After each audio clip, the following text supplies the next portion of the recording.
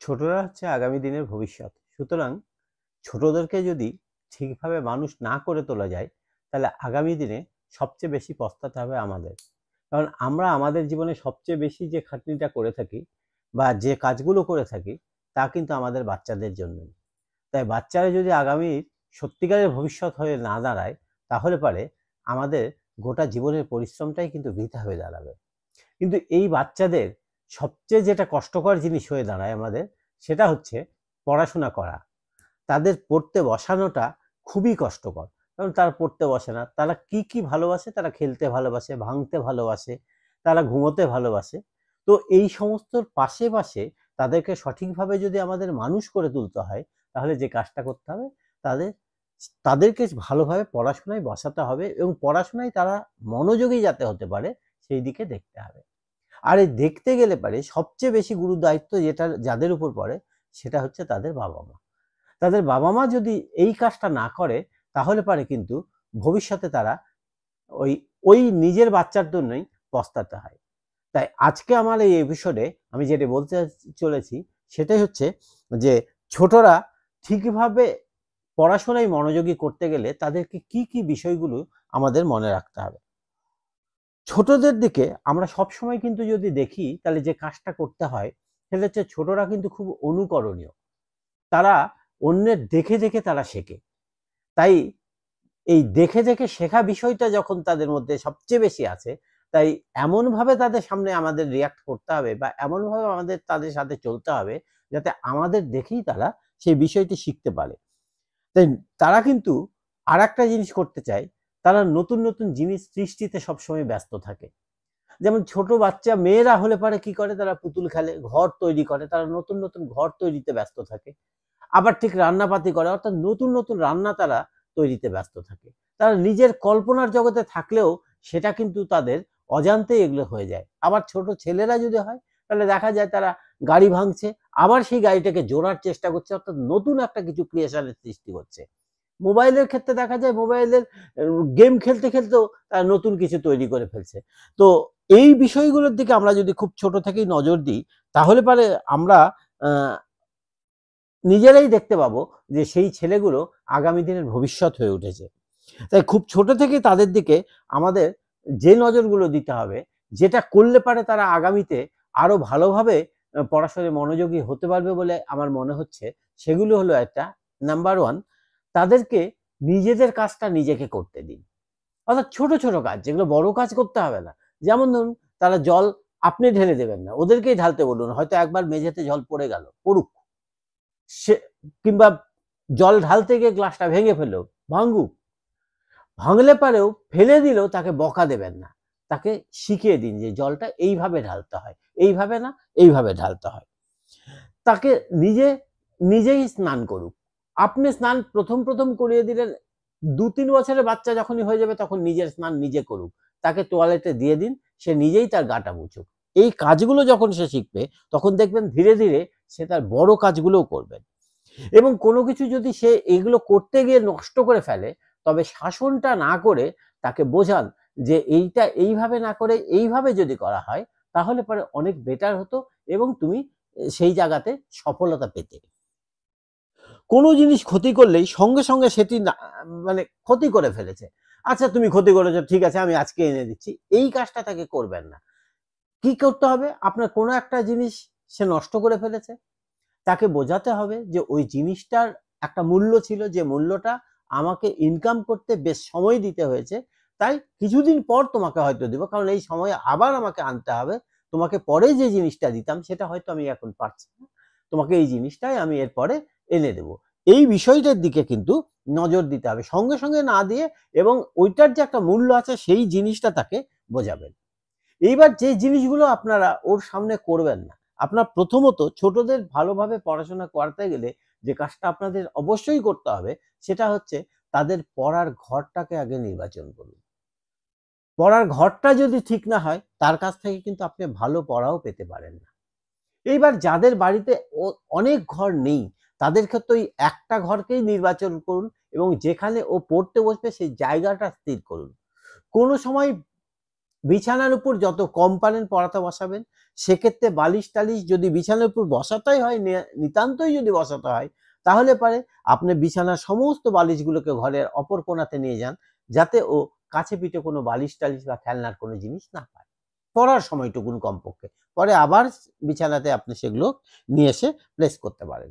দ্বিতীয়ত, যতক্ষণ পড়াবেন ততক্ষণ অবধি আশেপাশে আপনারা কোনোভাবেই কোনো মোবাইল ঘাঁটবেন না, কারণ ওরা প্রথমেই বললাম অনুকরণীয়। সুতরাং যদি আপনারা মোবাইল ঘাঁটেন, ওরও মোবাইলের প্রতি অ্যাডিকশন হয়ে যাবে, তারও মনে হবে আমার পড়ার থেকে বেশি গুরুত্বপূর্ণ মোবাইল ঘাঁটাটা।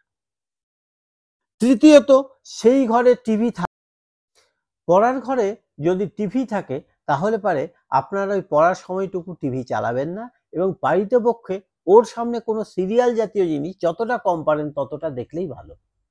ওকে এমন কিছু জিনিস দেখাবেন যেগুলো ক্রিয়েটিভ জিনিস টিভিতে হচ্ছে, সেই জিনিসগুলোকে দেখানোর চেষ্টা করবেন, এবং পারলে টিভিটা বাড়িতে যতটা কম সময় চালানো যায় সেই দিকেই আপনারা নজর দেবেন। সর্বোপরি যে কাজটা আপনাকে খুব গুরুত্ব দিয়ে করতে হবে, পারলে বাড়িতে একটা লাইব্রেরি তৈরি করুন, এবং ওর সাথে সাথে আপনারা, ও পড়ছে না, আপনারা পড়াতে বসতে পারছেন না, এবং ওকে ধৈর্য ধরে আপনাদের যে বিষয়টি সবচেয়ে বেশি গুরুত্ব দিয়ে দেখতে হবে সেটা হচ্ছে বাড়িতে পারলে আপনি একটা লাইব্রেরি তৈরি করুন, এবং বাড়িতে বই পড়ার একটা অভ্যাস তৈরি করুন। ও যতক্ষণ পড়বে ঠিক ততক্ষণ অবধি আপনারাও পড়াশোনা করুন। হয়তো মা ওকে পড়াচ্ছে, বাবা পাশে পড়ছে, এবং বাড়িতে পড়ার যে পরিবেশ সেটা কিন্তু আপনার কাছ থেকেই পড়বে। আপনি যতটা পড়বেন ও ততটা পড়বে, এবং ও তখন গুরুত্বটা পাবে যে এই পড়াটাই বোধহয় দুনিয়ার সবচেয়ে, এবং পড়লে পারে ইন্টারেস্টেড। আপনি দরকার হলে পড়ে কোনো সেই পড়ার থেকে যা জানলেন সেই গল্পটা হাজব্যান্ড ওয়াইফের মধ্যে আপনারা শেয়ার করুন, এবং সেটা ওর সামনেই, তাহলে বুঝবেন যে কোন গল্প করছে, যে যা পড়লো সেই গল্পটা করছে, তাহলে পড়ার প্রতি ওর ইন্টারেস্টটা অনেক গুণ বৃদ্ধি পেয়ে যাবে। এবং কখনো ছেলেমেয়েরা দেখবেন নিজেরা স্কুলে, ওদের সামনে আপনারা কোনো সময় ঝগড়াঝাটিটা করবেন না, কারণ ঝগড়াঝাটি করলে ওর মনে হবে যে এইভাবেই চলতে হবে, তাই ওই চলাটা তার পড়ার ক্ষেত্রে কিন্তু একটা এফেক্ট করে।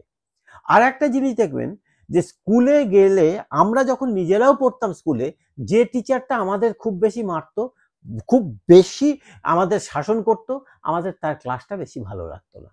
সুতরাং পড়াশোনার সময় ও পারছে না, সুতরাং ওকে পারছে না মানেই যে ওকে আর ধরবেন না আপনি, ওকে মেরে যাবেন, অনুশাসন করবেন, সেটা নয়। ওকে বোঝাতে হবে, দেখো একবার না পারলে 4 বারে পারবে, 4 বারে না পারলে 10 বারে পারবে, তোমাকে ট্রাই নিতে হবে। এবং এই পড়ানোর জন্য আপনাকে যেটা করতে হবে, ওদের কন্টিনিউ 2 ঘন্টা ধরে না পড়িয়ে আপনারা ওকে ওই আধা ঘন্টা 1 ঘন্টা করে পড়িয়ে দিনে 4 বার 5 বার বসানোর প্র্যাকটিসটা করতে পারেন। তাতে আপনারা আপনাদের ছেলেমেয়েরা দেখবেন আগের থেকে অনেক বেশি পড়াশোনায় সচেতন হয়ে উঠবে। আর প্যারেন্টসরা যদি ওদের সাথে সাথে সবসময় যদি পড়াশোনার ব্যাপারটা যদি বেশি করে চালাতে থাকে, তাহলে দেখবে যে ছেলেরাও অনেক বেশি করে পড়ছে।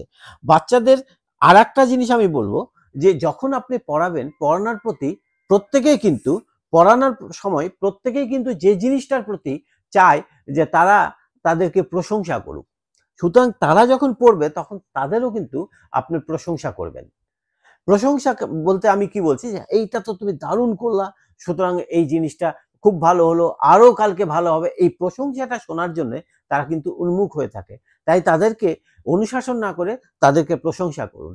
এবং পড়াশোনার পরে যে কাজটা আমি বলছি, যে অনেক সময় আপনারা যেটা করে থাকেন, যে হ্যাঁ এই পড়াশোনাটা হয়ে যাক তারপর তোমাকে এটা খেতে দেবো, পড়াশোনাটা হয়ে যাক তাহলে তোমাকে এই খেলতে দেবো, বা পড়াশোনাটা হয়ে যাক তাহলে তোমাদের এই পুরস্কারটা দিব, এই সমস্ত জিনিস আপনি অবশ্যই তাদের দেখাবেন, কিন্তু সেটা মিথ্যে যেন না হয়। অর্থাৎ আপনি তাকে বলেছেন, প্রমিস করেছিলেন যে এই বিষয়টা তুমি পড়ে ওঠো, পড়ার পরে তোমাকে আমি খেলতে দেব। আপনি তাহলে তাকে খেলতে দিন, কারণ না হলে আপনি তার কাছে মিথ্যুক হয়ে দাঁড়াবেন, আপনার কথাকে সে আর রিলাই করবে না। নেক্সট বলছি, আপনি যদি বলেন যে হ্যাঁ পড়াশোনা হয়ে গেলে তোমাকে আমি বেড়াতে নিয়ে যাব, তাহলে পড়াশোনা হয়ে গেলে ঠিক আপনাকে একটা সময় বের করে ওদের বেড়াতে নিয়ে যেতে হবে। তাহলে দেখবেন সে পড়াশোনার প্রতি আরো বেশি মনোযোগী হয়ে যাবে। আর ভুলেও ওর সামনে কোনো সময় আপনারা কোনো মিথ্যে কথা বলবেন না, তাহলে মিথ্যের প্রতি যদি একবার অ্যাডিক্ট হয়ে যায়, ও যদি আপনাদের দেখা দেখে যদি বারবার মিথ্যে কথা বলে, ওই পড়াশোনা হয়নি তারপরেও আপনাকে দেখবেন ও বলছে হ্যাঁ আমার হয়ে গেছে, তখন বসেছিলাম তুমি ছিল না আমি করেছি, এই ধরনের মিথ্যে কথা বলার প্রবণতা ওর মধ্যেও চলে আসবে। বাচ্চারা কিন্তু গল্প শুনতে ভালোবাসে, এটা দেখবেন গল্প সবাই শুনতে ভালোবাসে।